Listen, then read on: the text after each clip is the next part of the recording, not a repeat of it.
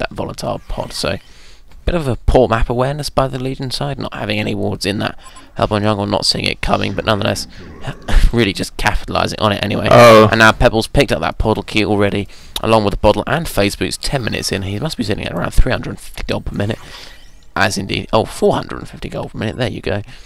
He's got and double the creep score of anyone else. I mean, absolutely. Pebbles obviously isn't a carry, but now action on the bottom lane here. Torture are going to be caught out by Kronos and Engineer. He's going to go down there. Kronos picking up that kill as well. Kronos and Engineer, they're making good use of the fact that Torture is a really fragile hero. Second Archbeam were almost going down in the middle lane to Witch Slayer and Plague Rider, but not quite. But as I was saying, really fragile hero in Torture. He hasn't actually built any, as far as I'm aware at least, he hasn't built any items that actually help with that. Just got marches and a bottle. Mainly we see Torture going for a tanky build when on the rare occasions he's played. Sack Stone used to be quite popular on him, and that's because it addresses one of his big issues. He's got really poor gain in terms of his stats. Only 625 HP, and he's gone down like an absolute stone there to a combination of Engineer and God, what's his name? Kronos, there we go. I mean, Engineer and Root, I understand you're not a dev per se, but what do you understand in the dev's position as to Torture is? Are they looking maybe to try and fix some of his glaring flaws, like a horrible lack of HP in the earlier game? Actually, I'm going to interrupt you there again. I'm not, Rampage and Pebbles going straight in onto that tower. Rampage going in with the stun, and Pebbles following right up with his portal key. But however, it's not gone terribly wrong. Triple kill for the Hellborn side coming into counter gang. 4 kills total, and 4 are the only one going to get out, and that's only because she wasn't there. So they did pick up a couple of kills there, taking down, I think it was Plague Rider straight away. Kronos went down as well, but really overextension by the Legion side, and they've paid the price for that, letting the Hellborn come back into this a bit, getting the kills on the important players, who are essentially Torturer, Forsaken Archer, and Pebbles. So taking out everyone important. Granted, Nymphora didn't die. However, Nymphora is not remotely item, well, she's item dependent in the sense that it helps her survive, but it's not a disaster if she doesn't have any farm at the end of the day. So bit of a miscalculation there by the Legion, playing more aggressively than they might have because it's no stats. I mean, I was asking you before about the dev's position on Torturer. Reed, do you happen to know if they're planning any changes to it?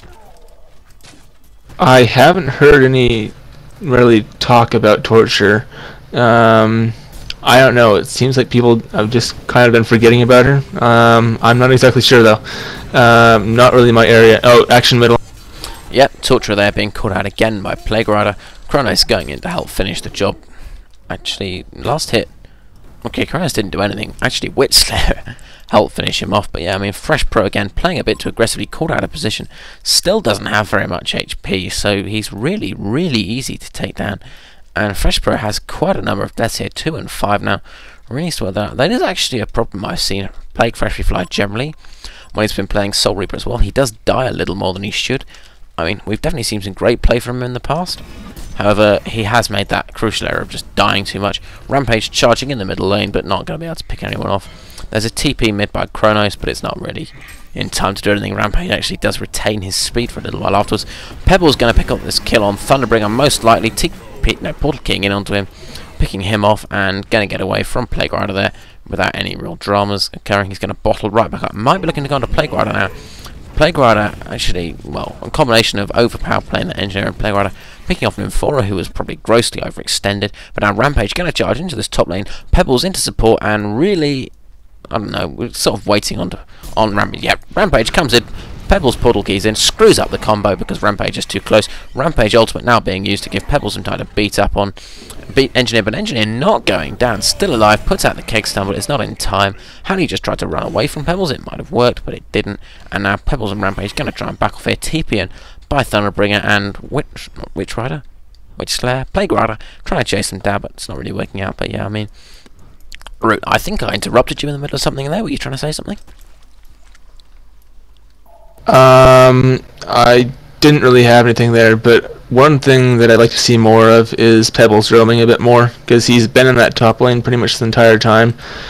Bottom lane, they really need to kill that Kronos and, well, and stuff, and mid, and he just needs to get out of top lane, I think, because Thunderbringer isn't really a hero that need to keep killing over and over. It's that Kronos.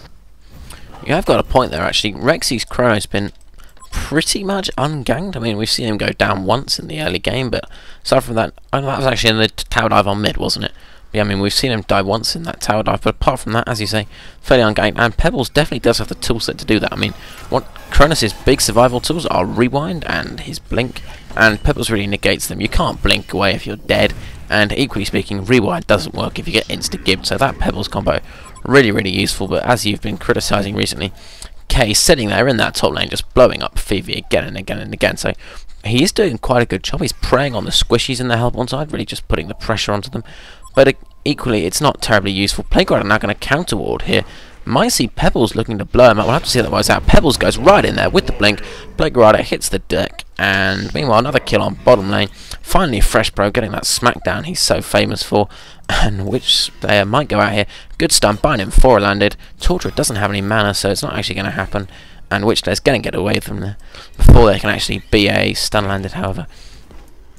Oh dear. Over to you, Root, if there's anything you want to say.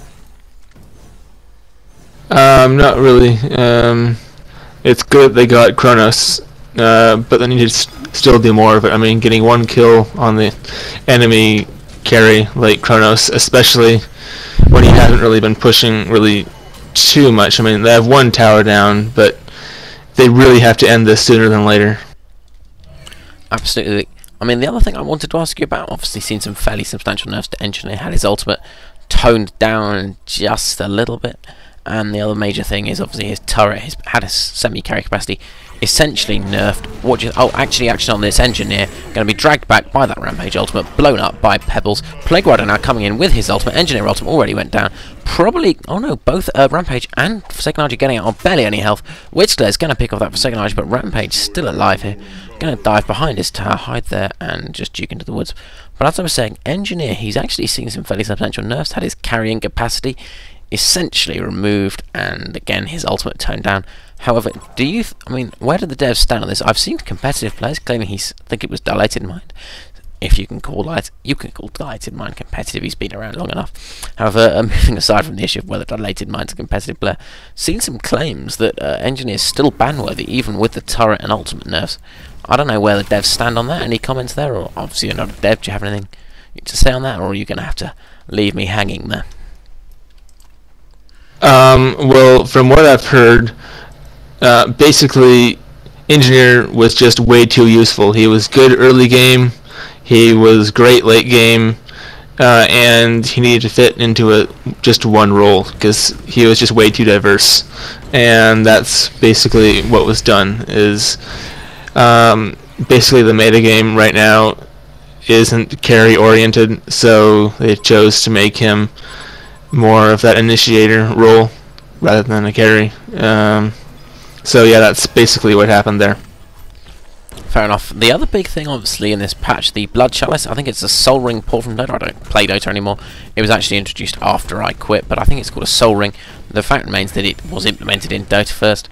Not actually according to Gosu Gamers, who I fairly trust as a replay source, I have to say. According to them, it's not really been seen.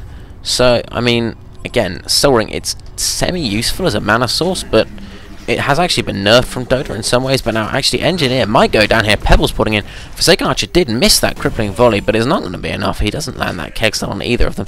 Even if he had, it wouldn't have made a damn bit of difference. K going to pick up that kill. Probably Forsaken Archer getting what she deserves for missing a crippling volley on someone who was TPing in. Speaking of which, the TPing in thing, it's actually different to Dota. It displays a discrete animation that tells you exactly where they're coming in, lets you queue up AoE abilities on them, rather than, as in Dota, just telling you that they're TPing in.